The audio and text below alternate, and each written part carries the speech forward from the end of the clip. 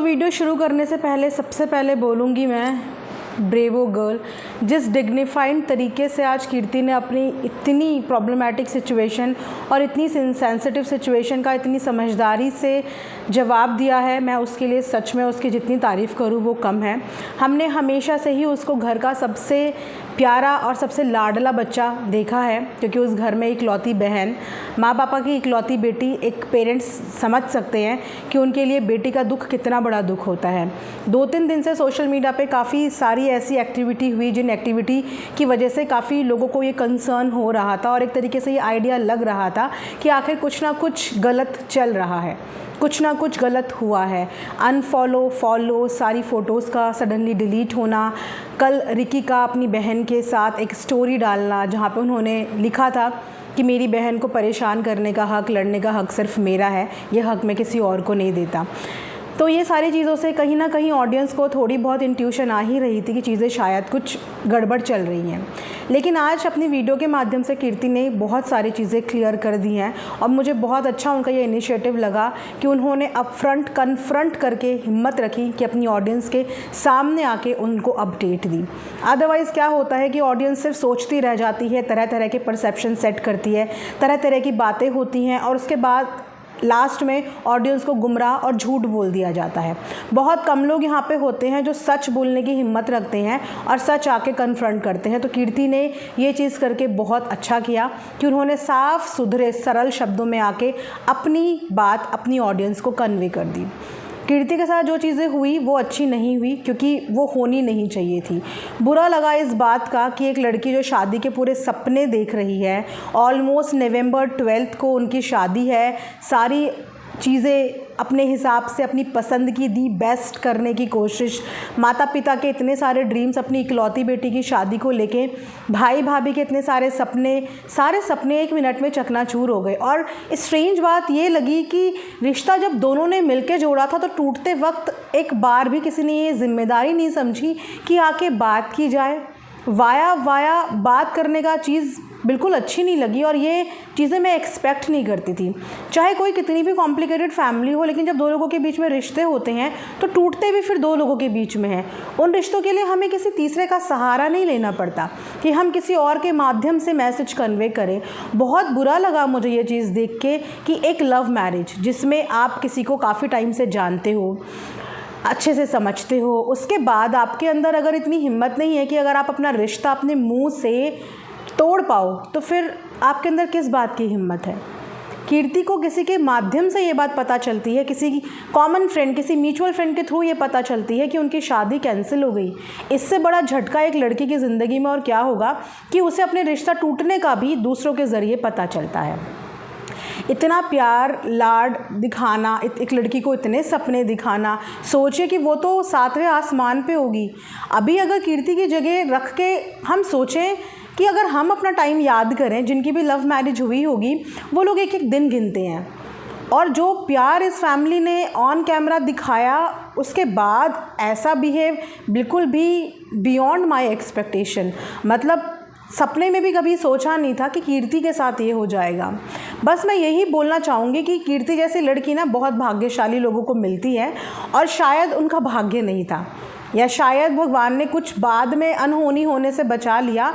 इसीलिए ऊपर वाला हमारे लिए जो लिखता है ना वो दी बेस्ट लिखता है और हमारे लिए जो अच्छा होता है वो चीज़ करता है। शायद कंपैटिबल नहीं थे या शायद वो लोग कीर्ति जैसी बहू डिज़र्व नहीं करते थे। मैं इसीलिए बोलूँगी क्योंकि उनकी फैमिली को हम नहीं जानते, लेकिन कीर्ति को हम जानते हैं, कीर्ति को हमने देखा है, उसे हम जानते हैं। तो इसीलिए ये चीज़ मैं श्योरिटी से बोल सकती हूँ कि कीर्ति जैसी लड़की शायद उनको कभी नहीं मिलेगी। जिस चीज़ को उन्होंने अपने हाथ से खो दिया उसको कभी नहीं मिलेगी। लास्ट मोमेंट तक वो बता रही थी कि लास्ट मोमेंट तक वो लोग चीज़ें सॉर्ट करने का ट्राई करते रहे। एक रिश्ता जो कि लव मैरिज है उसे सॉर्ट करने का ट्राई करते रहे, उसे बचाने का ट्राई करते रहे, वो भी 1 साइडेड। मतलब एक लड़की को इतना ज़्यादा झुका दिया कि वो आखिरी मोमेंट तक उस ऑलमोस्ट टूटे बिखरे रिश्ते को जोड़ने की कोशिश करती रही, लेकिन शायद वो फिर भी नहीं जुड़ पाया। पहले व्लॉग में हमें पता चला था कि शादी की प्रिपरेशन में डेस्टिनेशन वेडिंग होगी जिसमें 50-50% दोनों का कंट्रीब्यूशन होगा। उसके बाद ये कंट्रीब्यूशन 50-50% से 100%, ये डिमांड वाली बात, ये कुछ चीज़ें हैं जो सोचने पे मजबूर भी कर रही हैं। लेकिन वही है कि कीर्ति की बोली हुई बातें कि किसी के लिए भी गलत मत बोलो, ये भी उस लड़की का बड़प्पन है। वरना आज की जनरेशन इतनी ज़्यादा ना तो समझदार है, ना ही इतनी ज़्यादा बर्दाश्त है। एक रिश्ता टूटने के बाद लोग क्या क्या बातें नहीं बोलते हैं, क्या क्या बातें नहीं बताते हैं। लेकिन उसने साफ तौर पे बोला कि मैं नहीं चाहती कि किसी को भी किसी भी प्रकार की हेट का सामना करना पड़े, किसी को भी किसी भी प्रकार का जज किया जाए। ये उस लड़की की समझदारी है, उसकी मैच्योरिटी है। वरना वो जानती होगी कि उस पर इस समय क्या बीत रही होगी। इतना कॉन्फिडेंस जिस लड़की को अपने ससुराल वालों पे था, इतना कॉन्फिडेंस अपनी शादी पे था, इतना कॉन्फिडेंस अपने रिश्ते पे था, आज उसका वो कॉन्फिडेंस चुटकियों में ख़त्म हो गया। मैंने कभी भी कीर्ति को ऑन कैमरा रोते हुए नहीं देखा। वो इन चीज़ों को लेके काफ़ी ज़्यादा प्राइवेट है, अपने इमोशंस को लेके काफ़ी ज़्यादा प्राइवेट है। लेकिन आज भी बात करते करते उन्होंने किस तरीके से अपने इमोशंस रोके, मैं लिटरली उस पर्टिकुलर टाइमिंग पे देख के उनको मेरी खुद की आंखों में आंसू आ गए थे कि एक लड़की के साथ ऐसा नहीं होना चाहिए। मुझे नहीं पता कि इनसाइड स्टोरी क्या हुई है, मुझे नहीं पता एग्जैक्टली क्या हुआ है, क्या कैसे हुआ है। लेकिन मैं ये श्योरिटी के साथ कह सकती हूँ कि कीर्ति ने एड़ी चोटी का ज़ोर लगाया होगा। उसने ज़रूर कोशिश करी होगी, क्योंकि इस रिश्ते को लेके वो बहुत ज़्यादा खुश और बहुत ज़्यादा कॉन्फिडेंट थी। शायद उसने तो अपने माता पिता से ऊपर का दर्जा उस फैमिली को दे दिया था, अपने माता पिता से बढ़कर विश्वास उस फैमिली को कर दिया था। और उसके बाद जो उसके सपने टूटे हैं, इस वक्त डेफिनेटली वो बहुत ज़्यादा स्ट्रेस में और बहुत ज़्यादा डिप्रेस होगी। डिप्रेस होने वाली बात है। लेकिन फैमिली इसी दिन काम आती है, और इसी दिन एक्चुअल में हमें अपने पेरेंट्स के बारे में पता होता है कि जब तक हमारे पेरेंट्स का हाथ हमारे सर के ऊपर होता है, हम सारी परेशानियों से प्रोटेक्ट होते हैं। आज पेरेंट्स की इम्पोर्टेंस शायद और ज़्यादा कीर्ति के सामने आई होगी कि उनके पेरेंट्स आज कितने ज़्यादा दुखी हैं अपनी बेटी को इस तरीके से देख के। काफ़ी दिन से उनके व्लॉग थोड़े से डिस्टर्बिंग दिख रहे थे, चेहरे ऐसा लग रहा था जैसे ज़बरदस्ती की चीज़ें हो रही हैं, जस्ट टू एंटरटेन की ऑडियंस को ऐसा ना फील हो। लेकिन सबके चेहरों में ना वो टेंशन वाला माहौल व्लॉगिंग में ना दिख रहा था, फील हो रहा था कि कुछ प्रॉब्लम, कुछ चीज़ें चल रही हैं।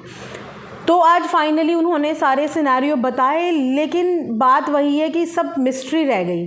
तो आज कीर्ति की वीडियो देख के ना मैं इस चीज़ के लिए डिसअपॉइंट हूँ, और मैं इस चीज़ के लिए अपनी आवाज़ ज़रूर बोलना चाहूँगी कि अगर लव मैरिज निभाने की हिम्मत नहीं होती तो फिर किसी भी लड़की को सपने दिखाने का आपको हक नहीं होता। अगर आप सच्चे, ईमानदार और लॉयल अपने रिलेशनशिप में नहीं हो सकते तो आपको किसी लड़की को सपने दिखाने का हक नहीं होता। क्योंकि बहुत सारे सीन में क्या होता है कि लड़कियों को सपने दिखाने के बाद शायद तो रिश्ता तोड़ते समय लोगों की प्रवृत्ति देखिए कि बताना भी ज़रूरी नहीं समझते।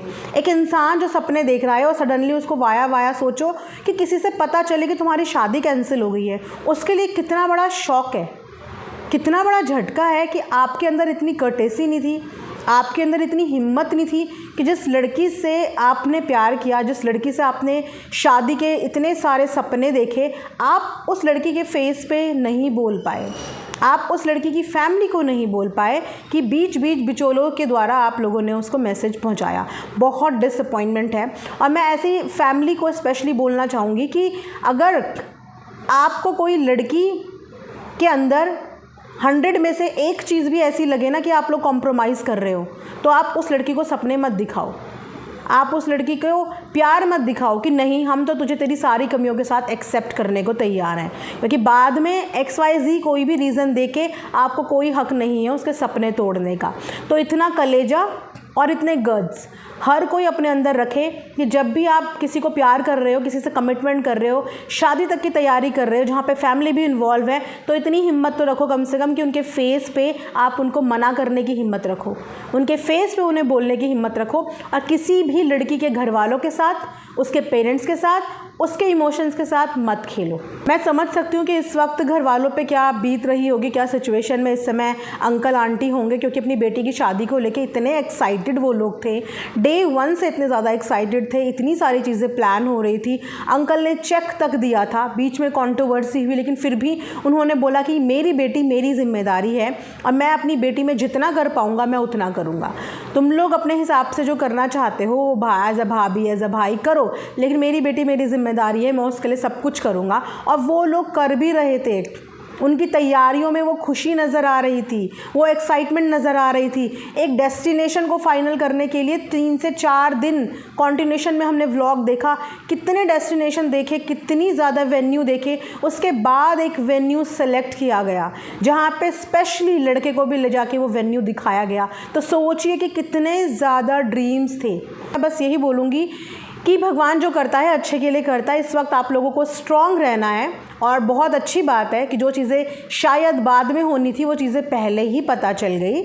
और कंपैटिबिलिटी के नाम पे दिखावा जो लोग करते हैं वो प्लीज़ अलर्ट रहें, और लड़कियां ख़ास तौर पे अलर्ट रहें, क्योंकि आपके इर्द गिर्द आपको ऐसे बहुत लोग मिलेंगे जो आपको प्यार करेंगे, प्यार दिखाएंगे, लेकिन जब व्हेन इट कम्स टू निभाना ना, तो निभाने के टाइम पे आपको उनकी असलियत पता चल जाती है कि एक्चुअल में रीज़न्स क्या हैं। या मुझे नहीं पता एक्चुअल में रीज़न्स क्या हैं, बट मुझे ये पता है कि कीर्ति जैसी लड़की को गंवा के उन्होंने अपनी ज़िंदगी की सबसे अनमोल चीज़ गंवा दी है।